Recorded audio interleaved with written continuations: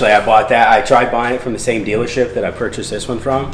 And I went in there dirty. I was working. The guy looked at me all crazy. He said, "You want to order a Hellcat?" And I said, "Yeah, I want to order one." And all right, I'll call you back. I'll call you back. Called up there 2 or 3 times. He would never return my calls. Called a local dealership in Washington, Missouri. Lisa up there was the lady that was working there. She called me one afternoon and said, "Hey, we can order Hellcats, but we need to order it right now. I need a deposit of $10,000 and I need you to come and sign a paper so we can order your car." I was in South Florida. Told her everything I wanted. I couldn't figure out if I wanted an automatic or a stick shift. Most of my cars were sticks. I thought, well, they come out with that new, 8-speed transmission. Let's try it. So I ordered it with the 8-speed transmission. My wife was mad at me because she said, "You're going to hate it. You're going to hate it." I got it. I've loved it ever since. Figure I'm getting older and shifting. I shift for a living and driving a semi-truck, so sometimes it's nice to just jump in my car, put it in gear, still have all the horsepower there, and be able to drive wherever I want to drive without. Nice. And hold my soda or eat my sandwich and cruise down the interstate. Nice. The Hellcat, I always wanted a supercharged Mopar, and I bought the pink Challenger. I thought, that's badass, that's fast, it's this and that. My little brother bought a Mustang. He was gonna beat me. He didn't beat the Challenger, but he got close to it, and that's how the Shelby came into play. And Chrysler did not have a supercharged muscle car at the time, so I went to the next best thing, the Shelby. Well, whenever I heard that they were coming out in 2015, actually 2014 was coming out with the Hellcat, I was like, I need one, I've got to have one.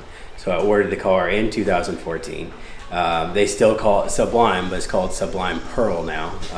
It's a similar color to the original Sublime, but it's got a pearl and a metal flake in it. And I've loved the car ever since I got it. I don't regret it one bit. It's Chrysler did well when they built that car. It's extremely fast. It's roomy. It's everything you really want. You go to the grocery store in it and get all your groceries. You go to the church on Sunday. You get in the car and drive straight to the racetrack. Last time it was driven. I drove it home last year once. 2 years ago, a friend of mine, one of the drivers, had never been to the drag strip locally. I was like, last time this year, you want to ride up there? So we jumped in the Hellcat. We drove it to Gateway International over in Illinois. Ran a 1079 right as soon as we got in the gate. Hot car, never touched the tires, never done nothing. And we were going to let it cool off, try and get a little faster pass out of it. The line was crazy backed out. We waited in line 3 hours and barely moved. Somebody had broken down on the track and this. Oh, no. Well, it was about midnight and he had to catch like a 4 a.m. flight. So we ended up leaving out, but we never got our chance to see if it was any faster. It has went 1060s, I believe, and it was still a hot day.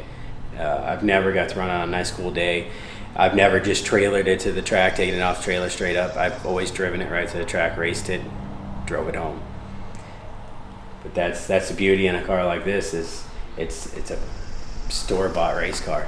The car's still under warranty right now. Well, I take that back. It's 5 years old. It might not be anymore. Well, I was going to say, because it was either going to be the mileage warranty or the year warranty. I think it's got a little over 2,000 miles on this car. I don't know if it'll start or not. Oh no, it's got 3,400 miles